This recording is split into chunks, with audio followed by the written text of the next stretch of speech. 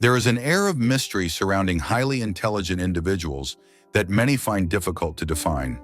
They often appear distant, not due to coldness or indifference, but as though they're deliberately selective in their engagement. They aren't antisocial, they're discerningly solitary. What you're observing isn't superiority or aloofness, but something much deeper, a psychologically advanced and intentional form of detachment. Carl Jung grasped this better than most. He identified that true intelligence, especially emotional and psychological intelligence, creates a natural movement toward a form of detachment. But this isn't detachment born from trauma or avoidance. It's a conscious, purposeful decision, a boundary that preserves the integrity of a finely tuned mind. Intelligent people relate to solitude in a way most others don't. Where the average person sees loneliness, they find mental clarity. Where some fear isolation, they embrace the liberation it offers. This isn't a result of emotional deficiency. It's the result of discovering that the deepest insights, the most profound growth, and the most authentic version of the self emerge not through constant interaction, but in the stillness of self-imposed solitude. Jung referred to this path as individuation, a process of becoming truly oneself, free from the imposed ideas, emotional demands, and projections of others. And for intelligent people, this journey is especially vital. The more intellectually and emotionally aware you become, the clearer it becomes that much of what passes for social interaction is built on performance, projections, and unconscious attempts to meet emotional needs. This realization offers a crossroads. One can continue engaging in shallow, scripted social rituals that increasingly feel empty, or they can withdraw, observe, and create a sanctuary for inner growth. Most remain in the former path due to fear of disconnection. The intelligent, however, choose the latter, driven by clarity. With higher intelligence comes a unique challenge, the ability to see beyond surface-level behavior. You begin to detect patterns, notice motivations behind words, and understand that much of what we call love or connection is rooted in insecurity, projection, or need. Jung labeled this awareness as psychological consciousness, the capacity not only to observe what people do, but to discern why they do it. And with this elevated awareness comes a different kind of solitude. When you can see behind the curtain of human behavior, you begin to feel like a spectator to a play, while everyone else believes it's all real. This isn't bitterness, it's vision. And vision can be a lonely thing. Intelligent people frequently encounter situations where they must choose between fitting in or being authentic. They can stay at a comfortable surface level to maintain social bonds, or speak from the depths of their perception and risk isolation. Most settle for surface-level engagement, but at a cost. It becomes exhausting to constantly dilute your thoughts to make them digestible. The ongoing need to simplify complex observations just to maintain harmony leads to a form of internal dissonance. You start to feel split between who you are and who you're expected to be. And this brings about a crucial insight. Much of what we think is connection is simply projection. People don't truly see others, they see their version of others, a reflection of their own desires and insecurities. They don't love the real you, they love the role you fulfill. Once you become aware of this, the desire to maintain superficial relationships begins to fade. Jung taught that intelligent individuals naturally prioritize fewer, deeper relationships over numerous shallow ones. This shift from quantity to quality becomes essential, not optional. Their withdrawal is not a rejection of others. It's protection. It shields them from the energy drain of surface-level interactions and the burden of constantly accommodating others' limited perspectives.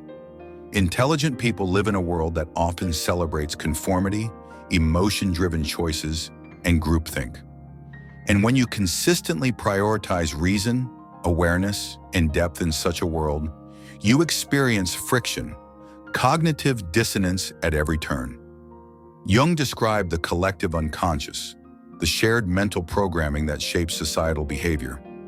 But he also spoke about those who evolve enough to rise above it, stepping into their own psychological autonomy. These are the thinkers, the pattern seers, the truth tellers. And for them, this step upward is also a step away. This shift leads to what's known as cognitive isolation, the experience of mentally processing reality on a different wavelength than those around you. In casual conversations, in social gatherings, in politics and media, intelligent individuals often see multiple layers, psychological dynamics, and historic echoes all at once. This awareness makes it challenging to simply go along. They may smile, they may nod, but deep down they're analyzing, reflecting, and measuring every nuance. And this creates a form of internal exile. You're physically present, but rarely mentally aligned with your environment. It's not something you turn off. It's hardwired into the perceptiveness of the mind. And this hyper-awareness comes with a very specific kind of loneliness. Not physical solitude, but mental solitude, even amidst crowds. This detachment is a survival mechanism, not a flaw. It safeguards clarity, conserves energy, and allows for genuine introspection. Intelligent individuals realize that emotional energy is limited and must be invested wisely. Unlike those who scatter their emotional presence across numerous relationships, they become surgical in where they direct their attention. Every interaction goes through an internal filter. Will this elevate me? Will this drain me? Will this deepen understanding or simply waste time repeating familiar, shallow patterns? This isn't detachment for detachment's sake. It's wisdom applied to emotional economics. Deep thinkers understand that their sensitivity and intensity limit how many meaningful relationships they can maintain. This leads to selective engagement, not out of arrogance, but out of necessity. They prefer one soul-deep connection over 10 hollow ones. To outsiders, this might appear as emotional unavailability or even indifference. But in truth, it's the outcome of emotional intelligence. Knowing your limits and protecting your internal harmony. Intelligent people don't react. They respond.